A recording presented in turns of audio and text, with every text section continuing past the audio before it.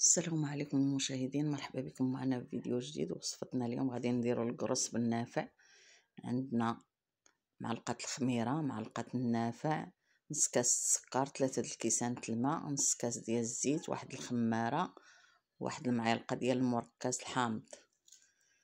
غادي نبداو على بركه الله. غادي نديرو دابا الماء، غنخويو دوك 3 الكيسان ديال الماء، الكاس الاول والكاس الثاني والكاس الثالث، الكاس الثالث. وغادي نديرو معلقه الخميره ومعلقه ديال النافع، شويه الملحه على حسب الذوق، نص كاس ديال السكر. وغادي نخلطو بالطراب اليدوي،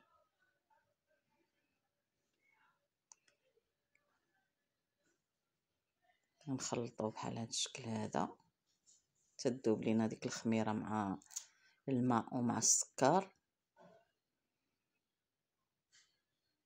غادي نديرو نص كاس ديال الزيت،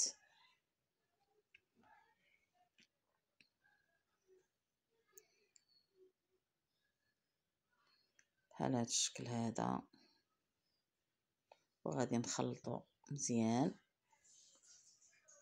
غادي نديرو طحين، واحد الخماره ديال الحلوى، وواحد المعلقه ديال المركز الحامض، راه ما تصوراتش لينا، معلقه ديال المركز الحامض ولا كيس ديال السكر باني.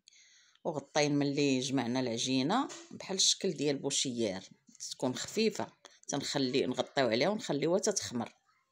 ها هي دابا غطينا عليها وخليناها تخمرات واحد نص ساعه. ودابا غادي نبداو نشكلو ونديرو في الطاوه اللي مدهونه بالزيت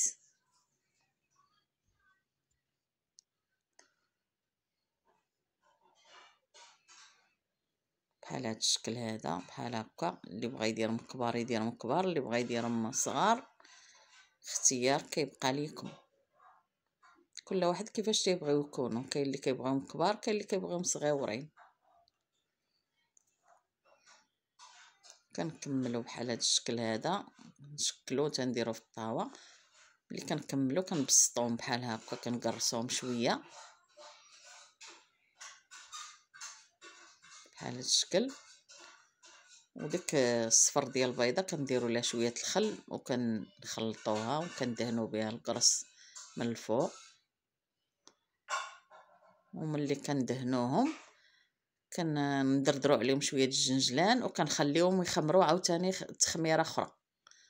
كنخليوهم يزيدوا يخمروا واحد ربع ساعه اخرى، عاد كنسخنوا الفران يكون سخون مزيان، وعاد كنطرحوهم بحال هذا الشكل هذا. دابا حنا كملنا الاشكال كاملين، داك القرص ديالنا كملناهم وطرحناهم في الفران تتحمروا لنا من الفوق ومن التحت بحال هذا الشكل هذا. كنرميوهم الفوق حتى كيتحمروا من الفوق، عاد كنهبطوهم من التحت كيتحمروا عاوتاني من الجهه الفوقانيه. وهذا الشكل ديالهم. شكرا، نتلاقاو فيديو اخر ان شاء الله.